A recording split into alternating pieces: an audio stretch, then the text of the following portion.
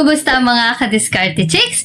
Ito ang isa sa mga hindi maiiwasan na sitwasyon sa love life. May ibang lalaking pumuporma sa jowa mo. Yung tipong ang sarap sana ng date nyo, ang saya ng araw nyo, tapos bigla may lumilitaw na epal na akala mo siya ang bida. Ang tanong, Diskarte Chicks, paano mo ba ito dapat i-handle nang hindi ka nagiging seloso o masyadong agresibo? Paano mo mapapakita na ikaw ang tunay na lalaki nang hindi nagmumukhang bata? Ka-Diskarte Chicks, normal lang yan, lalo na kung maganda ang jowa mo. At hindi mawawala ang mga humahanga. Ang importante ay kung paano mo ito ire-responde at kung paano nyo ito haharapin bilang isang magpartner. Hindi ito tungkol sa paglaban sa iba, kundi sa pagpapakatatag ng inyong relasyon. Kaya sa video na to, ibibigay ko sa iyo ang mga diskarte kung paano mo dapat i-handle kapag may pumupormang ibang lalaki sa jowa mo.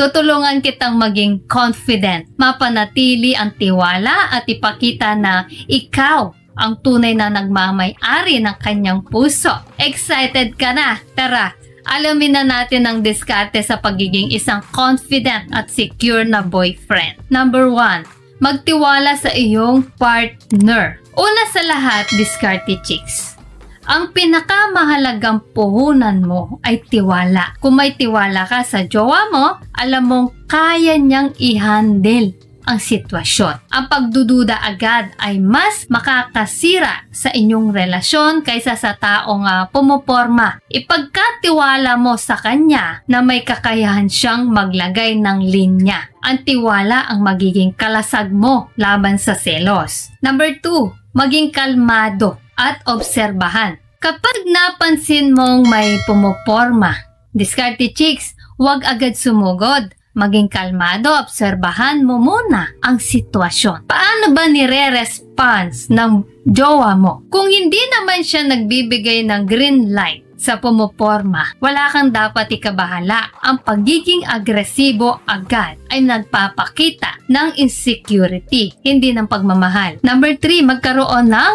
open communication. Diskarte Chicks, pagkatapos mong mag-obserba, mag-usap kayo ng jowa mo tungkol dito. Hindi ito pag-aakusa, hindi pagbabahagi ng nararamdaman. Maaari mong sabihin, napansin ko na may nagpapapansin sa'yo kanina. Kumusta naman? Ang pagiging bukas sa komunikasyon ay magpapatatag sa inyong koneksyon at magpapakita na pwede siyang maging tapat sa'yo. Number 4, suportahan siya sa paglagay ng boundaries. Kung sinasabi ng jowa mo na hindi niya gusto ang pagpapaporma ng iba, Diskarte Chicks, suportahan mo siya sa paglalagay ng boundaries.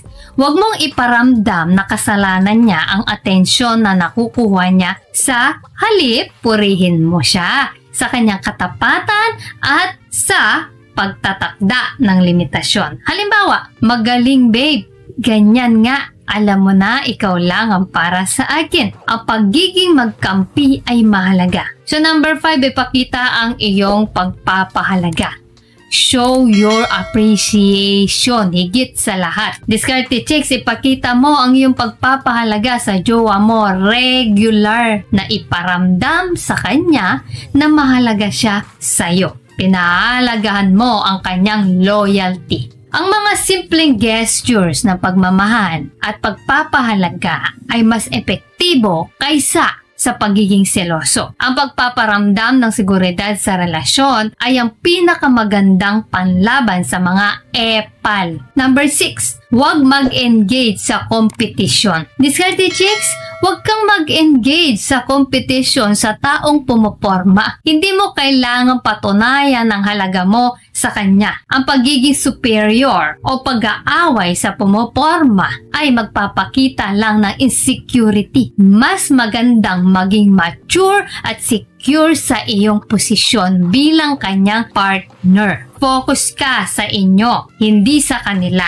Number 7, maging mas confident sa iyong sarili. Kung ang selos ay nangingibabaw. Diskarte chicks, maaaring may kaugnayan nito sa iyong self-confidence. Mag-focus ka sa pagpapabuti ng sarili mo, sa iyong itsura, skills at personalidad. Kapag confident ka sa kung sino ka, mas magiging secure ka sa relasyon mo at hindi ka madaling mababahala sa mga external factors. Ang tunay na lakas ay nasa loob mo. So, ayan ka diskarte chicks, ang mga diskarte kung paano mo dapat i-handle kapag may pumupormang ibang lalaki sa jowa mo. Tandaan, ang isang matatag na relasyon ay nabubuo sa tiwala, komunikasyon at pagsuporta sa isa't isa, hindi sa pagiging seloso o pag-aaway ng iba. Tandaan, diskarte chicks, ang pagiging isang lalaki may diskarte ay hindi lang sa pagiging gwapo, kundi sa pagiging secure sa sarili. Marunong magtiwala at kayang suportahan ng partner sa anumang sitwasyon. Deserve mo ang isang jowa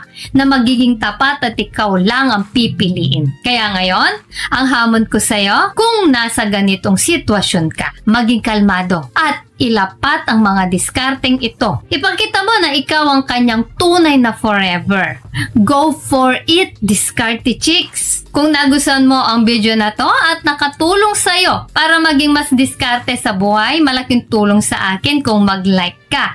At kung hindi ka pa nakasubscribe sa Diskarte Chicks, ano pang hinihintay mo? I-click mo na yan at i-hit ang notification bell para updated ka sa mga susunod nating usapan tungkol sa love, sex at relationships na para sa mga Pinoy men. Share mo rin ito sa mga tropa mong laging nagsiselos. Malay mo, makatulong ka rin sa kanila na maging diskarte. Comment down below kung paano mo hinandle ang sitwasyong ito. Gusto kong malaman ang kwento mo. At syempre, bago po tayo magtapos, shoutout muna sa ating mga masugid na tagapanood na sina John Rex Asna, taga Bunawan, Agusan del Sur, Leo Tan from Gandara, Western Samar, Rodion Jimenez from Thailand, Jun Gonzalez, taga Pototan, Iloilo, Papias Cortejo, taga Pagadian, Justoni Paroni from Holosulu, Mindanao, Romel Lotto ng Manila, Maika Pangilinan ng Kapas Tarlac, Feliciano Tolentino from province of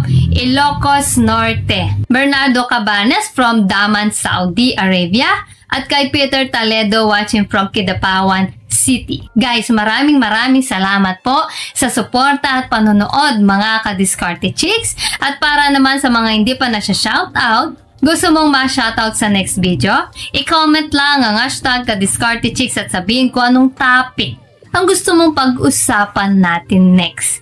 Kung nagustuhan mo ang video na ito, ay huwag kalimutang mag-like, mag-subscribe at i-share ito. Comment down below kung alin sa mga tips na to ang na-experience mo na. So guys, this is Diskarte Chicks, your love mentor na laging nandito para sa mga discarding pag-ibig. Kita-kits sa next video.